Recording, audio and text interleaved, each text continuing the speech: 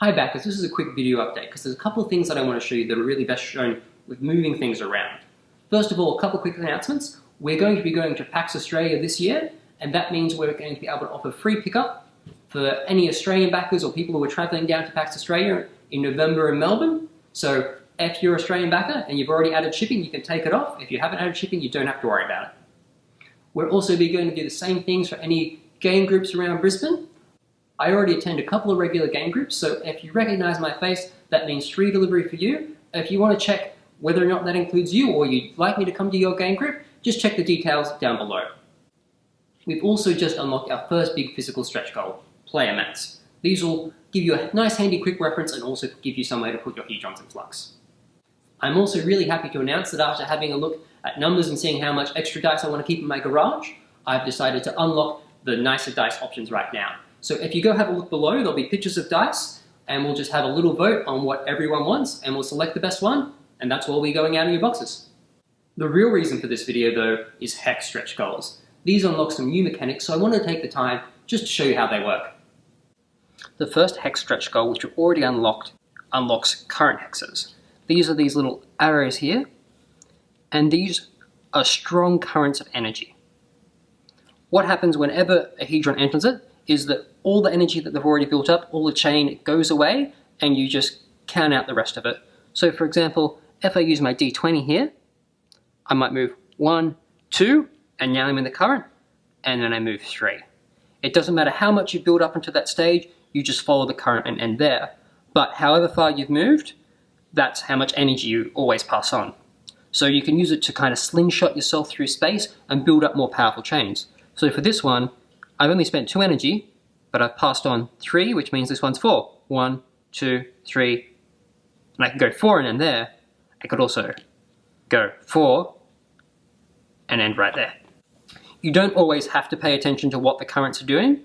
If you really want to go somewhere, you can go somewhere. All that you have to do is pay a card whenever you go through a current hex. So for example, if I wanted to go in the center with this one, I can pay 1, 2, 3, 4, 5 energy, and just discard a card. What the current hexes do is start opening up more possibilities. So now that we've started to move around a little bit, let's keep going. I'm just going to move 1 here, 1, 2, and I follow the current, 3, 4.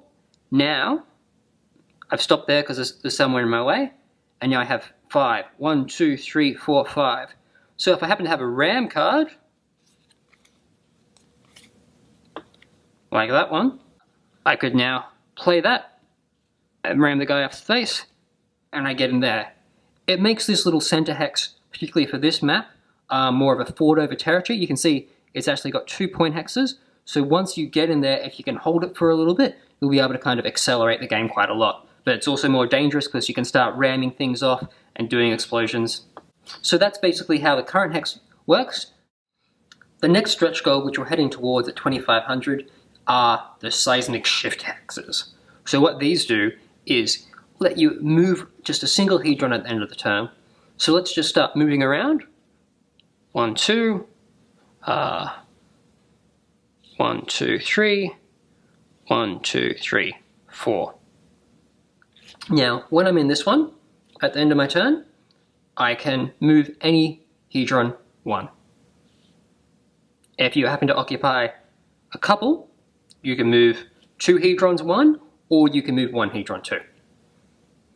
You'll see that this is another hex to occupy, so it also costs you kind of that little bit of energy to actually go and get it. Like the card hexes and like the point hexes, it's something that you have to factor in to how well you're going to push the game.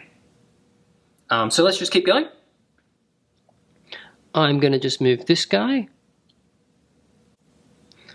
1, 2, and again at the end of my turn, I can move there. I'm going to keep going again. I'm going to move 1, 2, so now I've got 2 guys in the shift hexes. I can move this one 1, and this one 1. You'll see I'm also getting cards as well. Once you get to the point where you're starting to occupy a few actual hexes, you always shift first, then you'll get your points, and then you'll get your cards. So they're special hexes, and you'll do it in this order. Shift, points, cards, SPC or special. A quick little way to remember it. This will also be on your player mats where you need it. So I'm just going to keep on going. Let's go. 1, 2, and again I can move 2, so I'm going to go this guy, 2.